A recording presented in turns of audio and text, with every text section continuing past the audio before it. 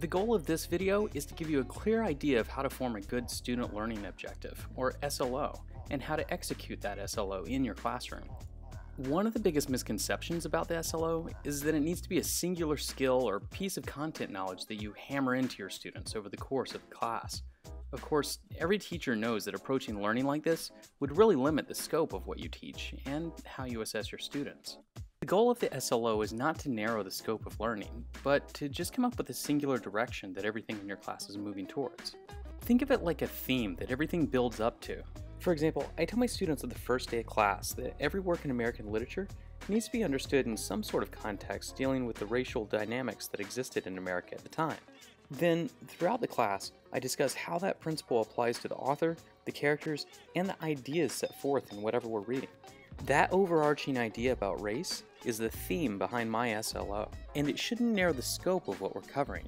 It should just add an extra layer of depth to the conversations that we're able to have. Another thing to know is that just because I made race dynamics my unifying theme doesn't mean that every work we read has to be about race. I mean, sure, we read Toni Morrison's Sula, but what about Catcher in the Rye, where race isn't even mentioned at all? We still cover all the same material in Catcher in the Rye that we would as if the SLO never even existed. But now we also have the opportunity to discuss how certain writers don't have to deal with race as a defining issue in their lives, or in the lives of their characters. And that can lead to some pretty deep conversations about privilege and American literature. Just imagine some possibilities of what we can do with this. A history class could still cover all the same events that it did before, but now there would be an ongoing underlying study of how history is almost always written by the winner of a conflict. That would get students thinking even more critically about what they read, and thinking about history in terms of perspective. A writing class would become an ongoing study of persuasiveness, and how everything from mechanics to voice contributes to the credence and believability of a writer. A science class would still cover all the regular material, but it would have an ongoing study of the inquiry process, and each class could be driven by a question or series of questions that led to certain discoveries. Math classes would be taken out of the context of just being about numbers and equations, and instead there would be a greater focus placed on how those numbers and equations set up the laws that govern the physical reality around us. When we think about the SLO like this, we can see that it shouldn't narrow the curriculum in a classroom. And in fact, it's probably something that a lot of teachers are already doing in their classrooms. The SLO just tries to get us to more explicitly state what the theme of the class is, and to reinforce it more often as we move through our daily curriculum. The idea is to show students how seemingly individual ideas actually relate to each other through an anchor theme.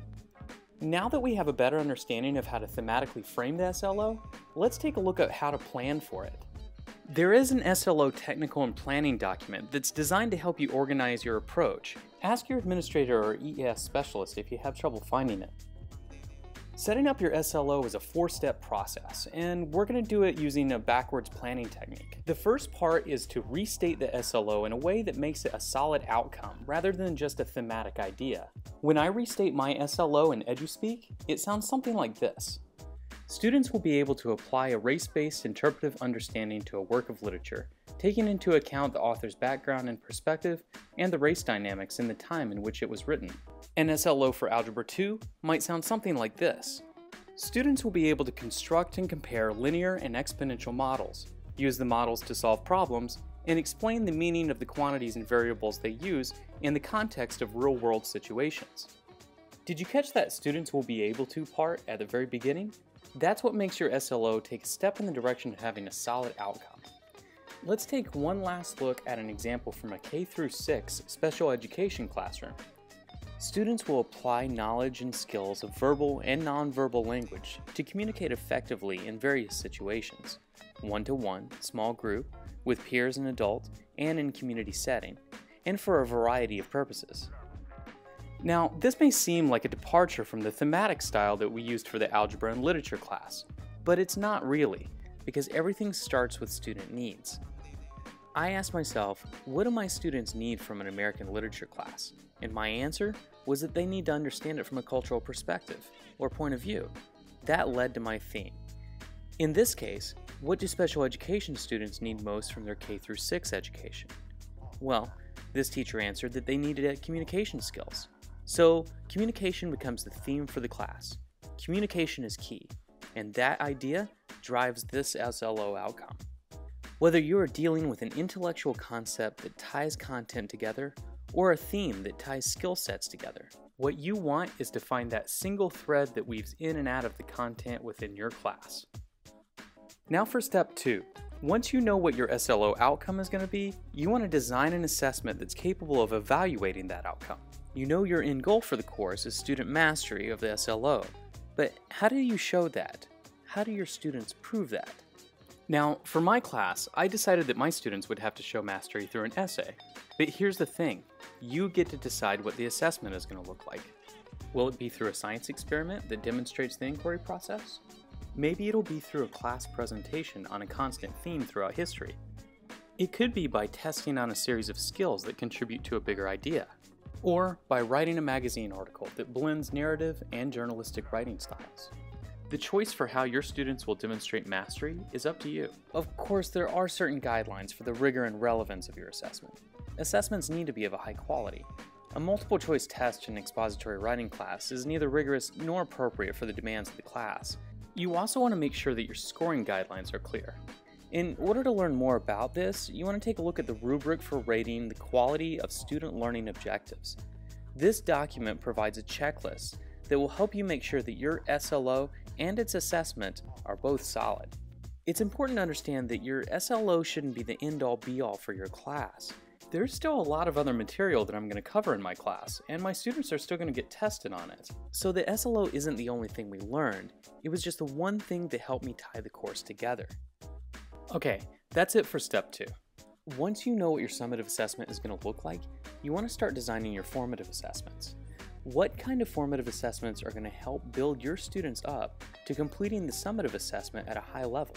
Do they need a series of group presentations? Do they need to be working on developing their essays and reflections? Or should they practice their test taking and quizzing skills for content knowledge?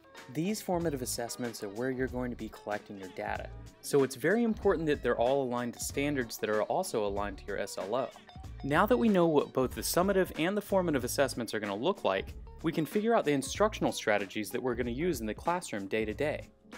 On a recent visit to Punahou, I observed a class called Literature in the Jazz Age, and I thought, man, if we could only do that in our public schools. Then I realized that through my SLO, I can.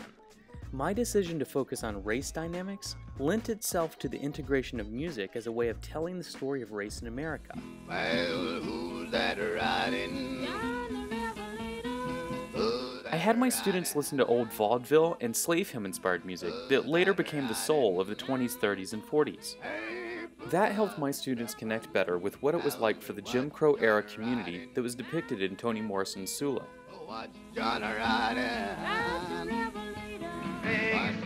Later in the semester, while reading Catcher in the Rye, we did the same thing with music of the 50s and 60s to better understand the disenfranchisement and counterculture that was beginning to brim to the surface among white youth.